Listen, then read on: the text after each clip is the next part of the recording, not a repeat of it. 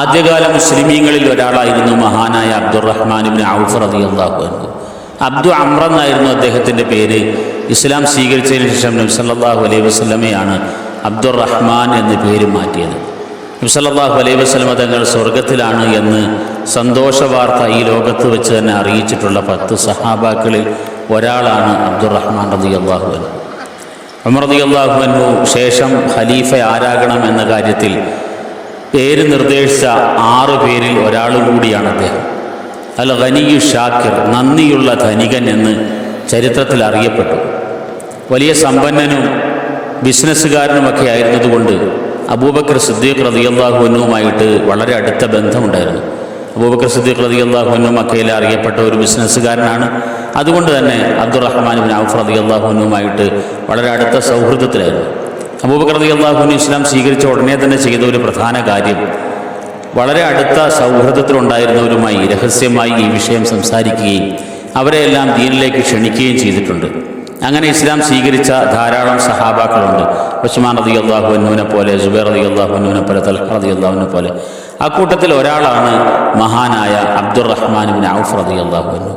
ഇസ്ലാം സ്വീകരിക്കുമ്പോൾ 30 വയസ്സാണ് അദ്ദേഹത്തിനുണ്ടായിരുന്നത്. വളരെ പ്രധാനപ്പെട്ട ഒരു ഗുണമായി പറയപ്പെടുന്നത് സാമ്പത്തിക കാര്യത്തിലുള്ള വിശുദ്ധിയാണ്. മദീനയിൽ ഹിജ്റ ചെയ്തെത്തിയപ്പോൾ സഅദ് ബിൻ റബീഅ റളിയല്ലാഹു അൻഹുവുമായിട്ടായിരുന്നു അദ്ദേഹത്തെ നബി സല്ലല്ലാഹു അലൈഹി വസല്ലമ തങ്ങൾ സൗഹൃദം സ്ഥാപിച്ചു കൊടുത്തത്.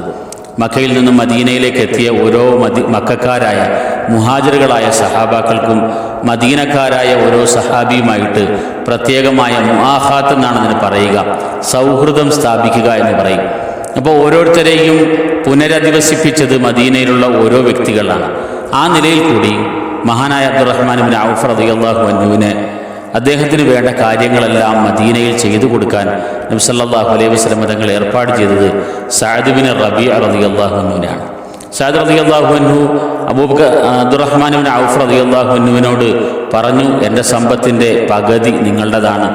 അങ്ങനെ എല്ലാ തരത്തിലുള്ള സൗകര്യങ്ങളും അബ്ദുറഹ്മാൻ ഇബ്നു ഔഫ് റളിയല്ലാഹു അൻഹുവിന് ചെയ്തു കൊടുക്കാൻ സഅദ് ബിൻ റബീഅ റളിയല്ലാഹു അൻഹു തയ്യാറാകുമ്പോൾ അബ്ദുറഹ്മാൻ ഇബ്നു ഔഫ് റളിയല്ലാഹു അൻഹു പറഞ്ഞ മറുപടി ഇങ്ങനെയാണ്: ബാറക്കല്ലാഹു ഫീ മാലിക്, അല്ലാഹു തആല നിങ്ങളുടെ സമ്പത്തിൽ ബർക്കത്ത് ചെയ്യട്ടെ.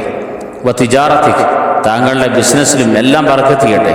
വലാകിൻ ദുല്ലനി അല സൂഖ്, പക്ഷേ എനിക്ക് നിങ്ങളുടെ പൈസ തൽക്കാലം ആവശ്യമില്ല, ഇവിടുത്തെ മാർക്കറ്റ് ഏതാണെന്ന് പറഞ്ഞു തന്നാൽ മതി എന്ന് മഹാനായ അബ്ദുറഹ്മാൻ ഇബ്നു ഔഫ് റളിയല്ലാഹു അൻഹു പറഞ്ഞു.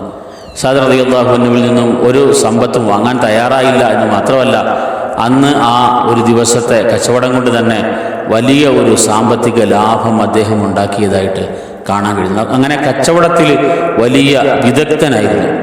ഏത് നിലയിലാണ് കച്ചവടം നടത്തേണ്ടതെന്നും അതെങ്ങനെ വളർത്തിയെടുക്കാമെന്നതിനെ സംബന്ധിച്ചും അദ്ദേഹത്തിന് വളരെ കൃത്യമായ നിശ്ചയമുണ്ടായിരുന്നു.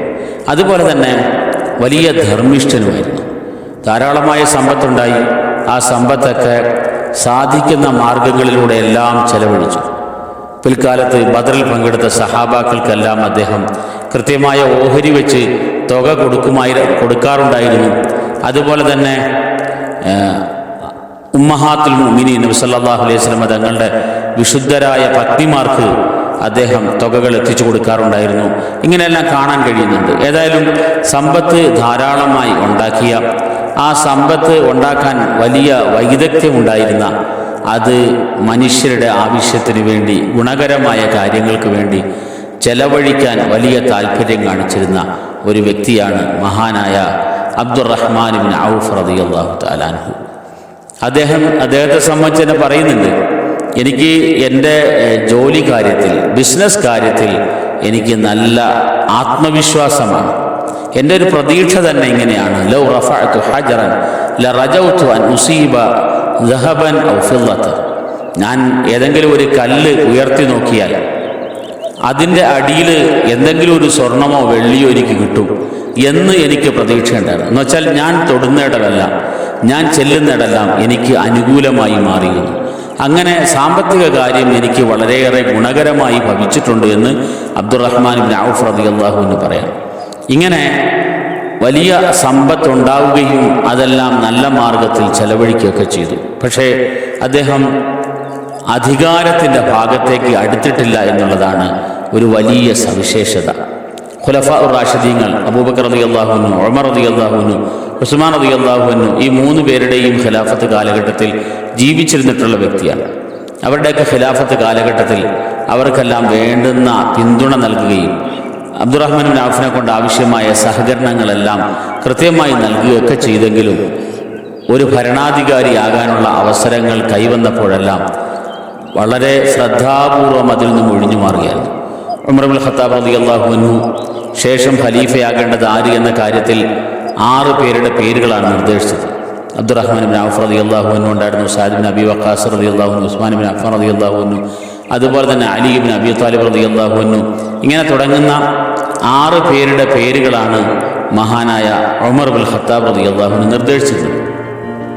അതിൽ ആദ്യമേ തന്നെ അബ്ദുറഹ്മാൻ ബിൻ ഔഫ് റളിയല്ലാഹു അൻഹു അതിൽ നിന്നും ഒഴിവാകുകയായിരുന്നു. ഇങ്ങനെ ഖലീഫയാകണമെങ്കിൽ അതിനുള്ള അവസരം കിട്ടി. എന്നാൽ അദ്ദേഹം ആ കാര്യത്തിനൊക്കെ യോഗ്യനായിരുന്നു, നല്ല ബുദ്ധിമാനായിരുന്നു, ധീരനായിരുന്നു, കാര്യശേഷിയുള്ള വ്യക്തിയായിരുന്നു. അതുകൊണ്ട് തന്നെ ഉസ്മാൻ റളിയല്ലാഹു അൻഹുവിനെ ആക്കണോ ഖലീഫ അതോ അലി റളിയല്ലാഹു അൻഹു തീരുമാനിക്കണോ എന്ന കാര്യത്തിൽ ചർച്ചകൾ നടക്കുമ്പോൾ അതിനെല്ലാം നേതൃത്വം കൊടുത്തത് മഹാനായ അബ്ദുറഹ്മാൻ ബിൻ ഔഫ് റളിയല്ലാഹു അൻഹുവാണ്. ഉസ്മാൻ റളിയല്ലാഹു അൻഹുവിനെ ഖലീഫയായി ആദ്യമായി ബൈഅത്ത് ചെയ്തതും അബ്ദുറഹ്മാൻ റളിയല്ലാഹു അൻഹുവാണ്. ഇങ്ങനെ വളരെ കാര്യപ്രാപ്തി ഉണ്ടായിരുന്ന, നേതൃഗുണങ്ങൾ ഉണ്ടായിരുന്ന, എല്ലാം ഇത്തരത്തിലൊരു ഖലീഫയ്ക്ക് ആവശ്യമായ ഗുണവിശേഷണങ്ങളെല്ലാം ഉണ്ടായിരുന്നിട്ടും അതിൽ നിന്നും അദ്ദേഹം അകന്നും മാറി നിൽക്കുകയായിരുന്നു. അതുപോലെ തന്നെ ഉസ്മാൻ റളിയല്ലാഹുവിൻ്റെ കാലഘട്ടത്തിന് ശേഷം ഖലീഫ അബ്ദുറഹ്മാൻ ബിൻ ഔഫ് റളിയല്ലാഹു അൻഹുവിനെ ആക്കണം എന്ന് ആഗ്രഹിച്ചിരുന്നുവെന്നും അദ്ദേഹം അതിനെ താല്പര്യപ്പെട്ടിരുന്നില്ല. അതിൽ നിന്നും അങ്ങനെ ഒരു സാഹചര്യം ഉണ്ടാകരുത് എന്ന് ആത്മാർത്ഥമായി ആഗ്രഹിക്കുകയും ദുആ ചെയ്യുകയും ചെയ്തതായിട്ടൊക്കെ കാണാൻ കഴിയുന്നുണ്ട്. ഉസ്മാൻ റളിയല്ലാഹു അൻഹു വഫാത്താകുന്നതിന് മുമ്പ് തന്നെ അബ്ദുറഹ്മാൻ ബിൻ ഔഫ് റളിയല്ലാഹു അൻഹു ഈ ലോകത്ത് നിന്ന് യാത്രയാകുകയും ചെയ്തു. അങ്ങനെ ഖിലാഫത്തിൽ നിന്നും അധികാരത്തിൽ നിന്നും അകന്നു നിന്നു.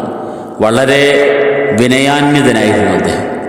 അനുഗ്രഹങ്ങളെ സംബന്ധിച്ചുള്ള വലിയ ബോധ്യം അദ്ദേഹത്തിനുണ്ടായിരുന്നു. ഒരിക്കൽ ഒരു നോമ്പുകാരനായിരുന്നു. നോമ്പ് തുറക്കാൻ വേണ്ടി വിഭവസമൃദ്ധമായ ആഹാരങ്ങൾ അദ്ദേഹത്തിൻ്റെ മുമ്പിലെത്തി.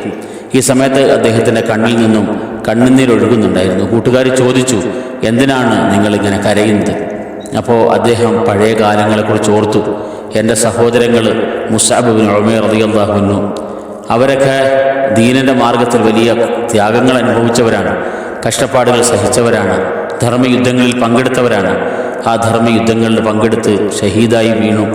അവസാനം അവരെ കബറടക്കാൻ ഒരു ജനാസ പൊതിയാൻ വേണ്ടി കഫൻ തുണി പോലും ഇല്ലാത്തൊരവസ്ഥയിലായിരുന്നു അവർ.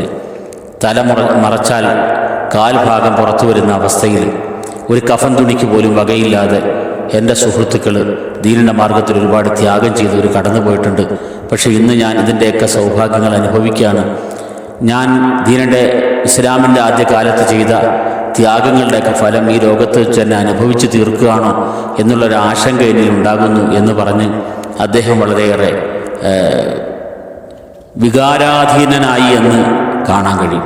ഇങ്ങനെ അനുഗ്രഹങ്ങളെ സംബന്ധിച്ചുള്ള ബോധ്യം, അതൊക്കെ അതിനോടുള്ള നന്ദി. അതുകൊണ്ട് തന്നെ അൽ ഗനിയ്യു ഷാക്കിർ, നന്ദിയുള്ള ധനികൻ എന്ന് അദ്ദേഹം ചരിത്രത്തിൽ അറിയപ്പെട്ടു.